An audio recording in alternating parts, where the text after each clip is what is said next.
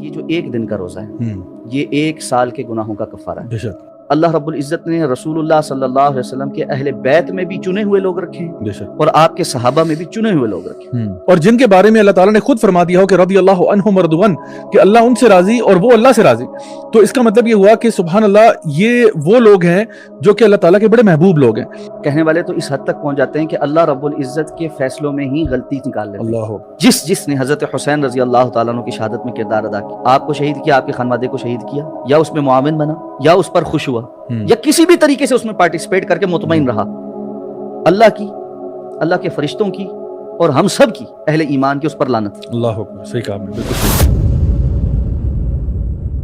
سب سے پہلی بنیادی بات تو یہ ہے کہ محرم جو ہے وہ حرمت والا مہینہ ہے۔ صحیح۔ پھر محرم کے اندر خاص طور پر جو 10 محرم کا دن ہے اس کی بڑی سگنیفیکنس، ہم چونکہ اس کو یوم عاشورہ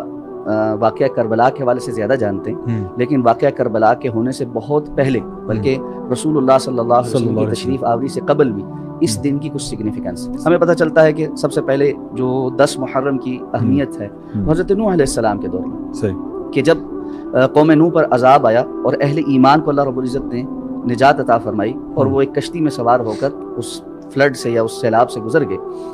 تو حضرت نوح علیہ السلام کی وہ کشتی جودی پہاڑ کی چوٹی پر جب رکی تو وہ 10 محرم کا دن تھا، یعنی اس عذاب کے ٹلنے کا جو دن تھا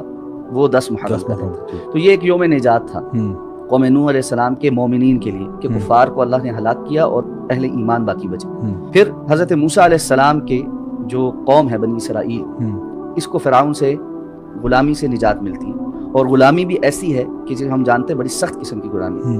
اللہ تعالیٰ فرماتے ہیں بنی اسرائیل اس وقت کو یاد کرو جب ہم نے تمہارے اوپر نعمتیں کی کہ تمہیں ہم نے فرعون سے نجات عطا فرمائی، یسومونکم سوء العذاب، کوئی آسان بات نہیں تھی، وہ تمہیں بڑا سخت تکلیف دے عذاب دیتے تھے، تمہیں ایسی غلامی میں رکھا ہوا تھا جو بہت تکلیف دیتی۔ تو اللہ تعالیٰ نے حضرت موسیٰ علیہ السلام کو فرعون سے اور بنی اسرائیل کو فرعون سے جب نجات عطا فرمائی تو وہ دن بھی 10 محرم کا دن تھا۔ رسول اللہ صلی اللہ علیہ وسلم مدینہ منورہ تشریف لائے، آپ صلی اللہ علیہ وسلم نے یہود کو دیکھا کہ وہ 10 محرم کا روزہ رکھتے ہیں۔ آپ نے ان سے پوچھا کہ تم 10 محرم کا روزہ کیوں رکھتے ہو؟ کیونکہ رسول اللہ صلی اللہ علیہ وسلم بھی 10 محرم کا روزہ رکھا کرتے تھے، یعنی 10 محرم کی ایک بڑی سگنیفیکنٹ ویلیو ہے شریعت میں، جو پہلے سے مختلف قسم کے حالات، اور اس میں رسول اللہ صلی اللہ علیہ وسلم نے فرمایا کہ یہ جو ایک دن کا روزہ ہے یہ ایک سال کے گناہوں کا کفارہ ہے۔ اللہ رب العزت نے رسول اللہ صلی اللہ علیہ وسلم کے اہل بیت میں بھی چنے ہوئے لوگ رکھے ہیں اور آپ کے صحابہ میں بھی چنے ہوئے لوگ رکھے ہیں۔ آپ کے ساتھیوں میں سے جو خاص طور پہ بالکل آپ کے قریبی ساتھی تھے، ہمارا دیکھیں انبیاء کے متعلق بھی یہ ایمان ہے، تلک الرسول فضلنا بعضهم علی بعض، انبیاء میں سے بھی بعض انبیاء کو اللہ نے دوسروں پر فضیلت عطا فرمائی۔ اسی طرح صحابہ کرام میں بھی مناقب ہیں، عشرہ خلفائے راشدین کا سب سے ہائر رینک ہے، اس کے بعد عشرہ مبشرہ کا رینک ہے، پھر بدری صحابہ کرام ہیں، پھر مہاجرین ہیں، پھر اس کے بعد انصار ہیں، اور جیسے جیسے جو ایمان لاتے رہے ان اللہ کے رسول نے فرمایا تھا نا صحابہ کو کہ جو ہجرت سے پہلے ایمان لائے تھے تم آج احد پہاڑ جتنا بھی خرچ کر لو تو ان میں سے کسی کی کھجور کے برابر کا مقام اجر نہیں حاصل کر سکتے، ان کا ایک خاص سگنیفیکنس۔